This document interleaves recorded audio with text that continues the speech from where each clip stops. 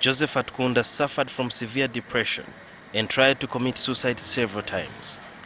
He made another attempt to end his life, but this time posted his plans on his Facebook account. I suffer from bipolar disorder. Bipolar disorder is where you get excited and you think you're on top of the world, like the time I thought I was going to be mayor of Mbarara. Then all of a sudden, you go down, hate yourself, minimize your abilities, don't find happiness in the things that people always find happiness in. And that is a time when you think that the best solution is to end your life. I asked Atkunda what was running on his mind, those times when he felt life was not worth living.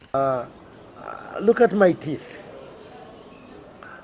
I'm ashamed of my teeth. I got ashamed of so many things. And I thought I was no longer desirable to even my wife, to even my children, to even my friends. On Sunday, a 65-year-old woman hacked to death 6 children and 1 adult in Nombe village, Kashari County, Mbarara district. Lydia Chomhanj used a machete to kill 6 of her children and her 25-year-old daughter, Annette Chomukama. Later, a mob stoned the elderly woman to death. Chomhanji's husband survived the savage attack. He is nursing injuries at Mbarara Regional Referral Hospital. You can have a psychosis by itself, whereby it has been going on for some months or even years. You behave somehow different from other people. You think everyone is against you. Your neighbors, you think they are bewitching you. You hear voices of people, and sometimes if you have a psychosis, you hear commanding voices. Something commands you, walk, do this. So that voice can even command you to kill. Psychiatrists say failure to help such people with severe depression or mental illness could end up in such tragedy. The community can socially try to help. Maybe another grandmother talks to her about the challenges of parenting, or like, you know, like how people in the villages act. Maybe this one has a loan, a debt, they try to come and help each other to try and lessen the stressors. A leader in the area says locals suspected Chomhanji was demon-possessed. So they took her to church for prayers, but she didn't improve.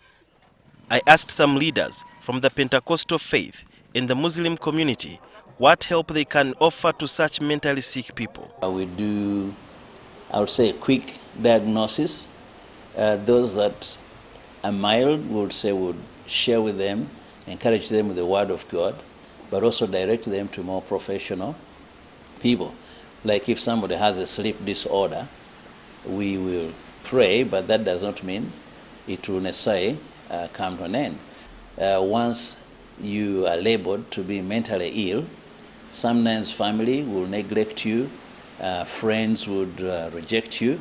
So I think, again, as a church, we want to encourage people to know that every person is valuable. Bizo kubanga bizibu biri mu family, bizo kubanga bizibu biri mu mbeera zaabwe za kumulira n'enkolagana yonna. Omala okumanya ebizibu ebyo olw'ojja kumanya nti ayinza okubanga aliko ddogo, ayinza okubanga majini bugini gamulumbye bulumbi, ayinza okubanga bulwadde walala nnyo nga ne mu family yabwe temuliimu kyafaayo kyonna kiraga ku bulwadde obwo.